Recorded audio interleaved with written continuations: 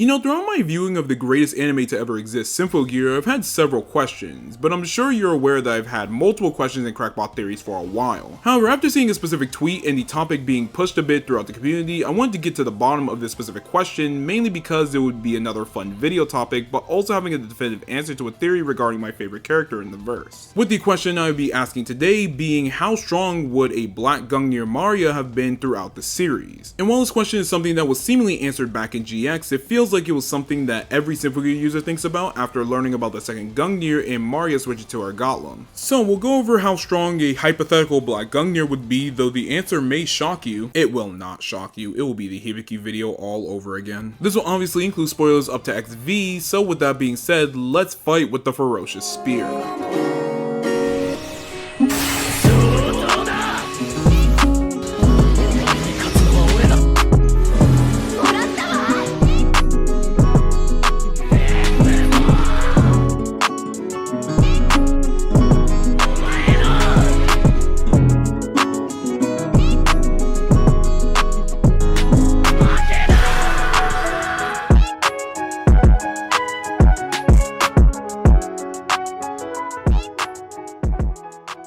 I'm honestly surprised that XDU hasn't done something like this aside from Tiny Maria, since it's something that could have easily been an event or something, but whatever. Black Gungnir Maria is a bit weird, seeing as how it was only really used in the second arc twice before the power escalation ensued, while also being briefly used in GX to fight against Gotti. But the form itself cemented itself in people's eyes for whatever reason. Starting off, we'll go over exactly how strong a Black Gungnir was prior to any sort of hypothetical, since establishing Maria ahead of time makes everything much easier. Maria was already an adversary that was so powerful that Tsubasa from G was contending with her with some difficulty, with the Tsubasa being either relative to or more powerful than the previous Tsubasa in X Drive, as stated with Hibiki's S2CA, which was stated to replicate the power displayed during the Falling Moon incident where they destroyed a moon fragment descending to Earth in X Drive with climax songs. This is also implied to be Tsubasa's level in power when Nostalgia uses Tsubasa and Maria to activate the Nephilim, recognizing them as the heroes of the Falling Moon incident, and believing that Maria and Tsubasa should have enough Phonic gain on their own before others joined in the fight to activate it. The reason the Tsubasa scaling matters is because this would be revealed to be a Maria fighting without an arm gear, which Tsubasa is surprised at, as arm gears do provide some increase in power, as Tsubasa knows that she was strong without her armed gear. In addition, this would show Maria at her prime with Linker fighting against Tsubasa, which would be confirmed later to prove that Maria actually needed Linker after the second fight against her. While the stat increase with Linker is another thing that's up in the air, seeing as how users like Maria are able to contest against characters like Cagliostro and Prelati without Faust Rose without Linker, it does just stand to reason that Linker would just amp them to be relative to the other users. However, Maria would ultimately be seen as the head honcho when fighting when beside Kirika and Shirabe, despite these two already being stated to be stronger than their contemporaries due to unison. Maria would only have one other fight with Black Gungnir, and that would be against Gotti, but this would be a Maria not only without Linker, but also one without any increases in strength with Project Ignite, so rightfully she lost just like every other user without Project Ignite. However, this would be a Maria that did contend well against Gotti for a user without Project Ignite, so we got our base scaling for Black Gungnir out of the way.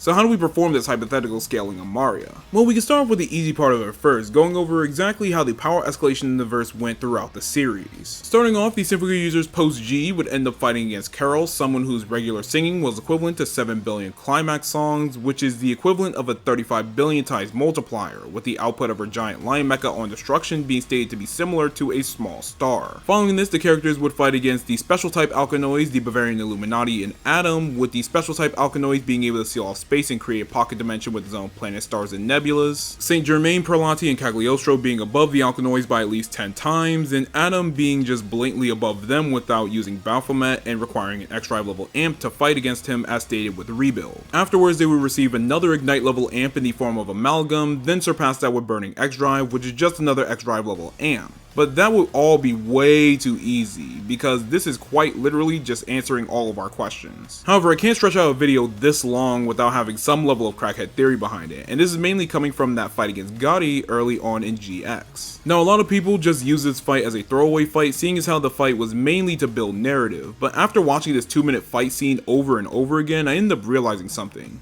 Black Gungnir might actually be more crazy than we initially thought. The reason I bring this up is mainly due to the way that not only the fight is portrayed, but also the heavy implications afterwards in their following encounter, as Mario would later fight against Gotti again in a stronger, upgraded gear as well as go Berserk, but would still end up losing to her. Now this is something that a lot of people do tend to dismiss, mainly due to the fact that the second fight I'm referring to is a fight from a Berserk bloodlusted Mario against an autoscorer who isn't even trying. But that's what makes this initial fight much more insane. During the secondary fight, Gotti is quite literally not even trying, only using her bare hands as she fights against the Berserk Mario who is bloodlusted by Slave, the magic sword used for the Ignite module. However, despite the power increase in the Berserk form, Gotti literally stomps Mario, not using alchemy in the slightest, which is only further exaggerated when Gotti wipes her hand off and calls her a beast. However, the same Gotti would need to use alchemy to fight against a Black Gungnir Mario without Linker that just stole Gungnir from Hibiki, meaning that not only was Mario not at full power, but this was also a Gungnir without the upgrade for Ignite, as Gotti went out of her way to destroy the gear here. So somehow this Black Gungnir Mario is somehow stronger than a Berserk Ergatla Mario after upgrades, implying just a bit that this Black Gungnir might actually be stronger than initially anticipated. In addition to this, the following encounter with Carol sort of implies this, as when Gotti returns to the Chateau de Tafage, Carol goes out of her way to tell Gotti to make sure to destroy her songs in the following encounter, as well as asking if she had forgotten her role, despite Gotti explaining that Hibiki couldn't use Gungnir and Mario herself could use it completely. However, the crazier part is that Carol states that she will be sending Mika with Gotti, with Mika being stated to be an auto scorer that's specifically designed for combat that would beat Hibiki in their following fight with some help from Gotti initially, as well as being able to fight against Kirika and Shirabe together with upgraded gears and match them in power before Ignite and being on par with them after Ignite with her burning heart. Now there are a couple of ways of interpretation for this scene in particular, since we see Carol thinking of Hibiki before she sends out Mika with her, but we do get confirmation further on that Carol can see everything going on outside, and that she would have known about Gotti fighting Mario in the first place since she knew that she wasn't able to destroy Gungnir. So whether you believe it was Hibiki or Mario she was sending Mika for, it doesn't change the fact that she still believed that Mika was needed for the mission, especially when Mika was a person who needed to be fed memories to be operational. Now I'm not going to say that Black Gungnir is so crazy that will push Mika to use Burning Heart or anything like that, but it seems implied that Mario with Black Gungnir would be much stronger than the other users should she have the linker.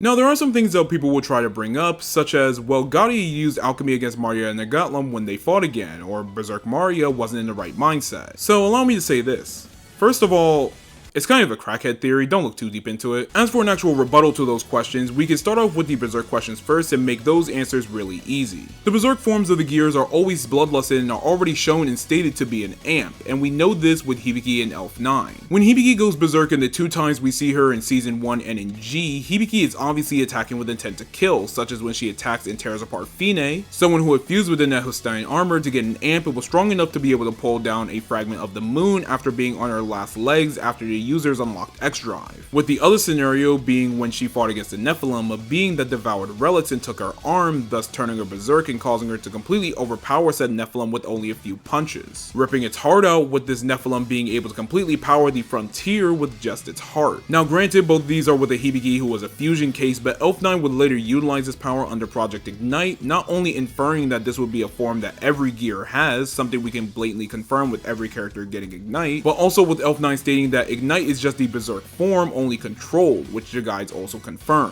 Gotti does call this Mario a beast, so she doesn't take her seriously despite taking every other form of her seriously, which leads to the other question. The other main issue is Gotti using alchemy against Mario and Ergatla. However, this doesn't actually discredit how strong Black Gungnir is, and if anything, it just pushes this narrative further, as the same Gotti that fights Black Gungnir still believes that she would need alchemy against an Ergatla Mario post-Linker, and even if she called her a failed wielder at the end, the fact that she still considered Mario worthy enough to use alchemy in a weaker state could imply that Black Gungnir could be relative to or above a post-Linker Ergatla Mario. On top of that, Carol telling Gotti that Mika is going with her also just implies even further that Gotti did have the potential to fail on her own. You could say that Mario did get speed blitzed by Gotti in the fight with Black Gungnir, but the thing is that we not only know that without Linker, the gears themselves are harder to move in, but in addition, this was a Mario who was caught off guard and didn't know anything about Gotti's alchemy. While while the following Mario will be completely aware of Gotti actually having some sort of ability. A lot of this is mainly on the fact that this is a Mario who wasn't able to use Gungnir properly due to lack of linker, and while people may think that the increase in strength with and without linker is something that's completely irrelevant, since the FIS trio did contend against the Cagliostro and Perlati and AXZ without linker, albeit without Faust robes, G confirms that this compatibility coefficient is actually so drastic that even a Mario fighting against a Tsubasa weakened by anti-linker was thought to not be able to beat Tsubasa due to them running low on the time limit. So linker does make a monumental difference here. And in the end, this video just became a linker video, didn't it? Thanks for coming to my TED Talk. I'm really happy to explain why Black Gungnir is my favorite gear aside from Ichival. As a proud Mario stan, I have to rep my girl in any way I can, and if that means making 17 different videos about her, let God be my witness as I go over Black Gungnir, Agetlum, another, and many more. Out of literally every Symphogear character, Mario is always one that stuck out to me, not just because of some inherent implications he brought to the story, but also because just look at her, you know, actual peak. I'm sure you all will actually get annoyed with how much Gia content I'm about to put out, so just know that this will be the start of an absolute storm that will commence. That being said, be sure to like and subscribe if you enjoyed, or if you despised the video, leave me a 19th century Lance-sized dislike and tell me why I chose the worst character to be my favorite, and as always, ciao.